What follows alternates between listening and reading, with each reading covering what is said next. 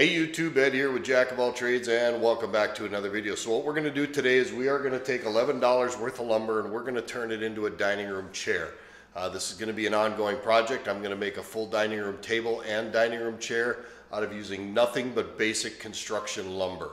So let's go ahead and let's get right into the project.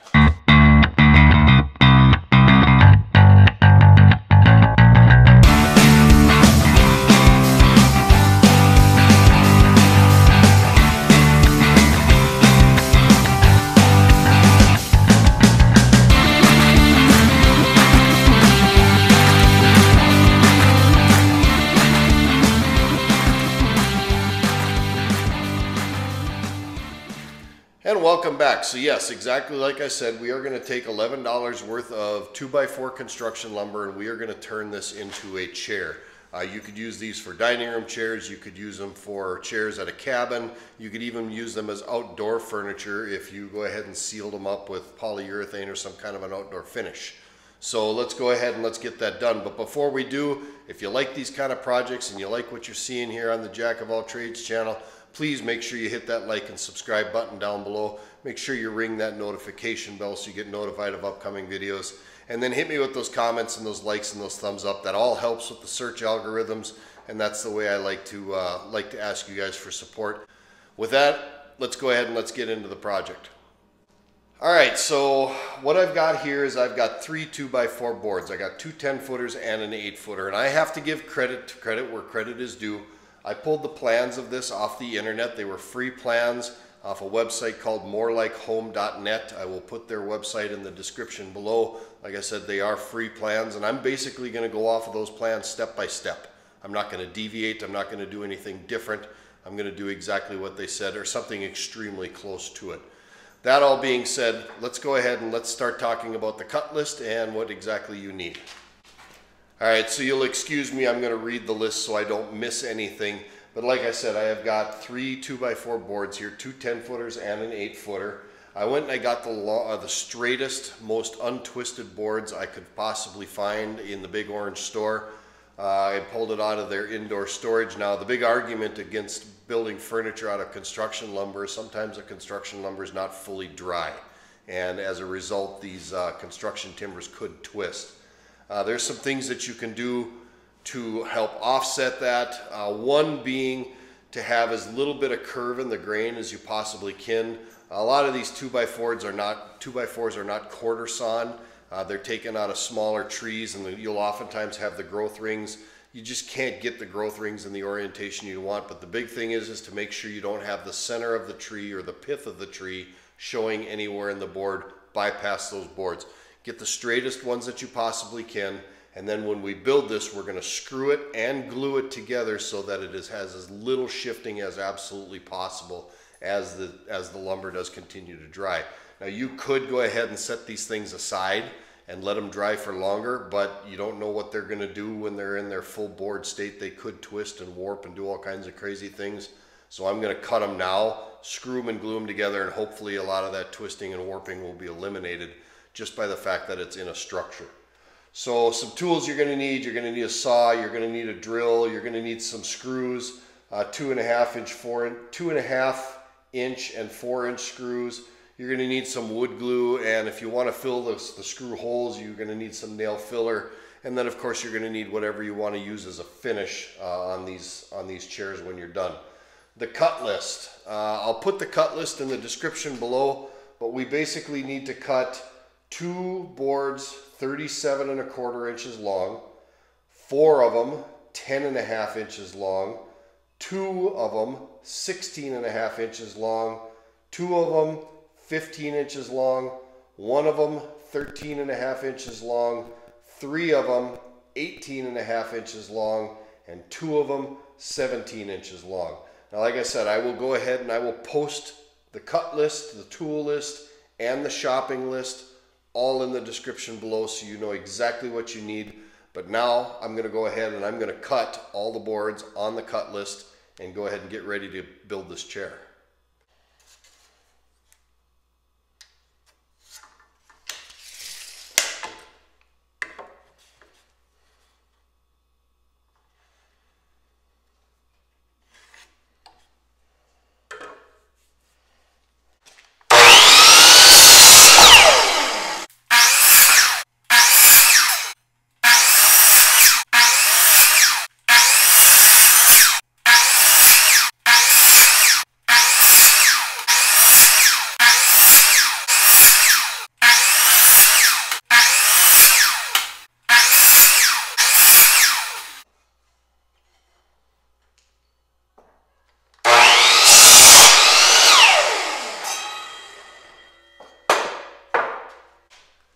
Alright, so I re-verified my list. Let's go ahead and let's move all this lumber into the other shop and let's start assembling it. So what I'm going to do is I'm going to dry fit everything first, basically put the chair together, then I'm going to take it all back apart again, glue it, and screw it back together again. Alright, so the instructions say to use 2.5 or 4-inch screws or Kreg screws 2.5 inch long. Now we all know what Kreg screws are. Kreg screws are pocket screws. I know why they're saying that, because we're going to have to end drill through some of the boards, but there's a way around that. We don't need 4-inch screws. You can actually make your own pocket screws with drill bits that you have, and I will show you that as it comes down to needing it. What I've got is I've got 3-inch construction screws, 3 1/8 inch construction screws, and 2-inch construction screws. So we're going to make do with what we have, and I'll show you how to make your own pocket screws when that time comes. So the first thing that we're going to build is we are going to build the chair back, and we need the 2 37.5 inch boards, and we need 3 of the 10.5 inch cut boards. Alright, so to make our own pocket screws, it's actually quite simple. So these, according to the picture, these 10.5 inch boards butt up against the 37 inchers. So we're just going to mark the hole, or mark the spot where the boards are, and then I'm going to go ahead and I'm going to take a small drill bit and I'm just going to drill 2 holes for 2 screws. Don't really care how deep they go, doesn't matter. Then I've got a 3/8 inch drill bit, and I've taken masking tape here and I've masked down 1.5 inches worth of drill bit. So that's going to be kind of my depth gauge, and I'm just going to go ahead and I'm just going to drill down. I don't want to go any deeper than the 1.5 inches, but I want to go at least 1 inch.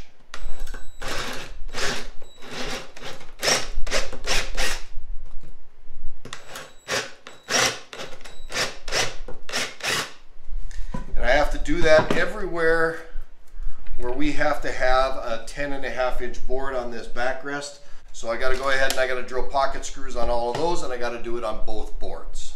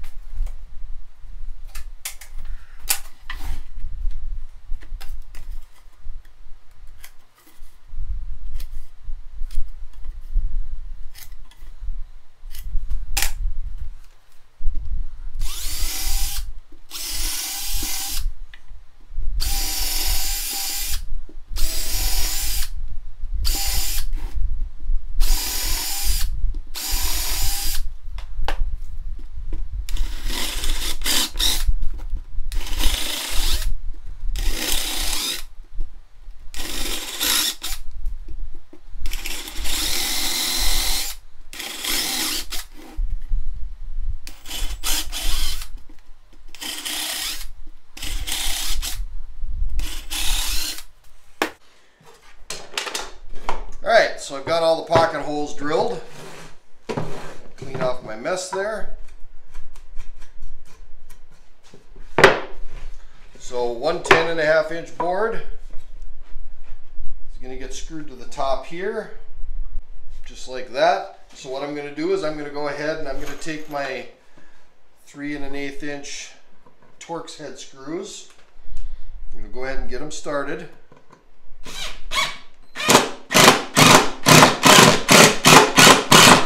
I'm going to run them all the way through so they're sticking out of the board. And I'm going to do that with both of them. And I'm going to do that with all 6 of them.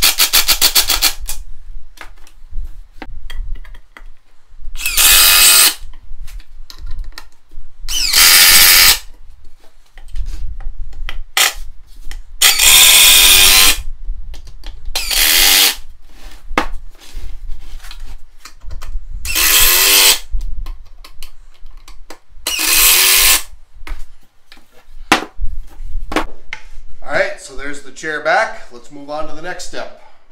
Now it says the two 16.5 inch and the one remaining 10.5 inch.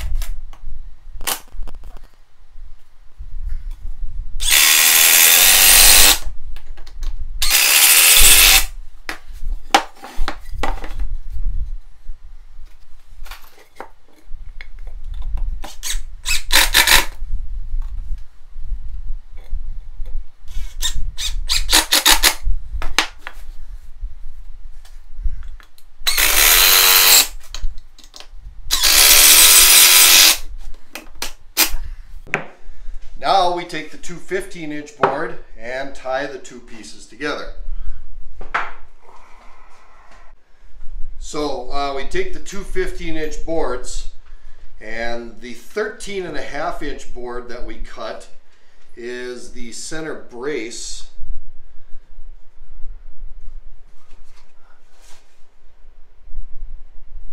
So it'll be just like that. So I'm going to take the 13-inch board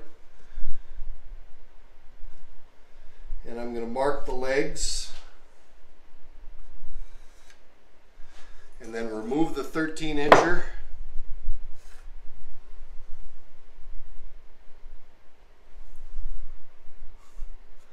Mark the legs on the inside, pre-drill some holes,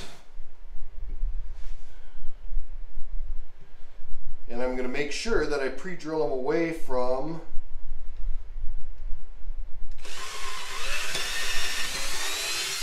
the pocket screwed holes, so we stay far enough away from them.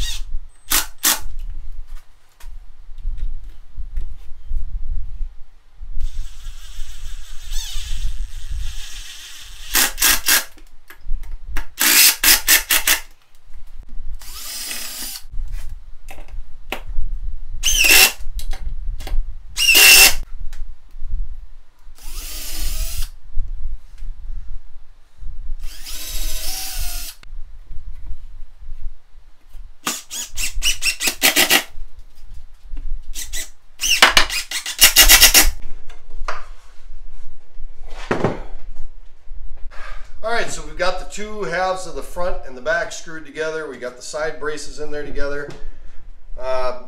Looks like everything is together the way it should be. Now we take the 13.5-inch board and we stick it in the back here, and this is a brace board. So this just gets screwed right into these boards. I'm just going to use one screw right down the middle. It's just for bracing.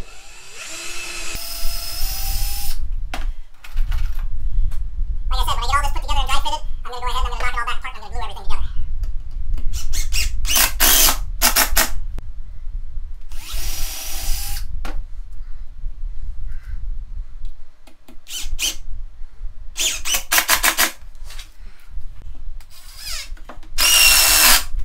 screws.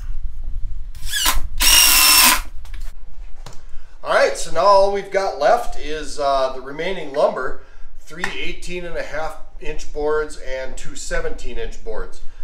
These last few boards make up the remainder of the seat. So what we're going to go ahead and do is we're just going to set all of them into place. I'm not going to screw them down, just to verify that everything fits.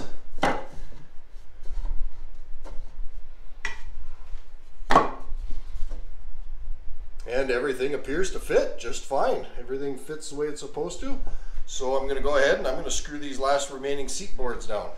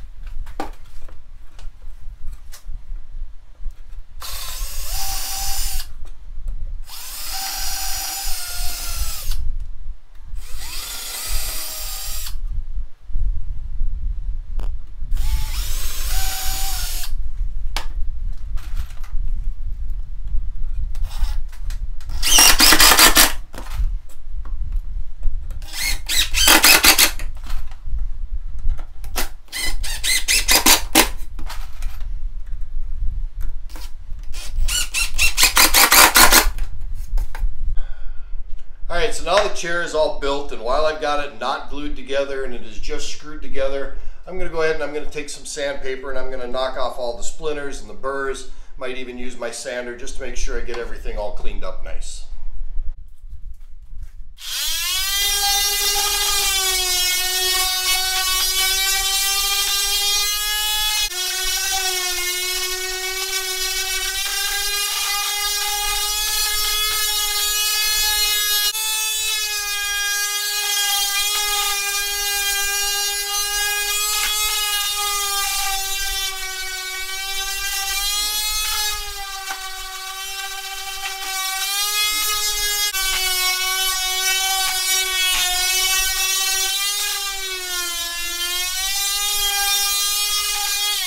Alright, I'm adding one more board to the cut list. I'm going to have another 13.5-inch board, which went here, and it was the bracing for the chair on the inside. I'm going to add another one to put bracing in on this end as well, just to give it one more little piece of additional bracing. Certainly doesn't hurt anything. Screw it in with 2-inch screws and we'll call it good. And there it is. We have a chair. It sits pretty good. I don't feel like it's certainly going to break anytime soon, but it's comfortable, it's stable, it's strong. I haven't even knocked it together or knocked it apart and glued it, and it feels really, really stable. I don't feel like it's going to wiggle away on me. The instructions are actually very, very good. I will provide the link to the website that I got the instructions off of. I will put the cut list, the tool list, and the shopping list all down below in the description, so you'll have everything you need. Like I said, the only board I added was one more additional 13.5-inch board, just to put one more brace for stability up on the front side of the chair. But other than that, the cut list was very complete and it was very, very accurate. So let's go ahead and wrap this video up. Now, if you're liking this kind of content and you're liking these kind of videos, you'd be doing me a huge solid by hitting that like and subscribe button down below.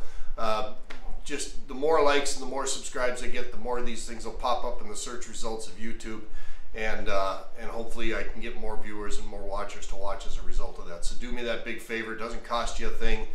And then just be aware that every Saturday morning, 8 o'clock in the morning, there will be a new video sitting in the queue waiting for you to watch when you have that cup of coffee on Saturday mornings.